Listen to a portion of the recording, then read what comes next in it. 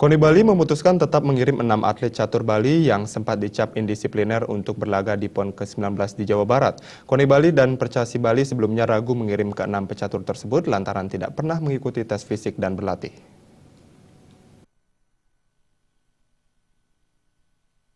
Enam atlet catur Bali yakni Suyut Hartoyo, Laksamana Agusta, Jamaluddin, Junet Pamungkas, Maya Audia, serta Era Susanti terancam tidak diberangkatkan ke PON Jawa Barat karena lebih memilih berlatih di Jawa dan absen pada 3 kali tes fisik yang digelar KONI Bali. Para pecatur itu hanya sekali mengikuti tes fisik, itu pun karena bertepatan dengan pengambilan dana pembinaan Pelatda. Ketua KONI Bali, Ketut Suwandi menjelaskan pertimbangan mendasar mengirim ke-6 pecatur terkait hal teknis. Jika ke-6 pecatur tersebut absen di PON, otomatis mempengaruhi pecatur lainnya karena dipastikan Bali absen di sejumlah nomor pertandingan seperti nomor bergu. Semuanya sepakat awal untuk tidak memberangkatkan catur yang dianggap itu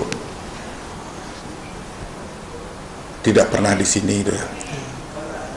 Namun setelah kita lihat dari segala aspek dari teman-teman teknis Satlak, cabur menjelaskan bahwa kalau kita tidak memberangkatkan itu berarti pemain-pemain yang sudah ada di sini yang mengikuti TC selama ini tidak bisa bermain secara penuh. Ketut Suwandi menambahkan keputusan tidak populer terpaksa diambil juga demi alasan pembinaan untuk menyelamatkan pecatur lain yang selama ini intensif berlatih di Bali, mulai dari pemusatan latihan, desentralisasi, hingga sentralisasi. Suwandi menambahkan KONI Bali sebelumnya bahkan sempat memberi peringatan agar ke-6 atlet segera berlatih di Bali.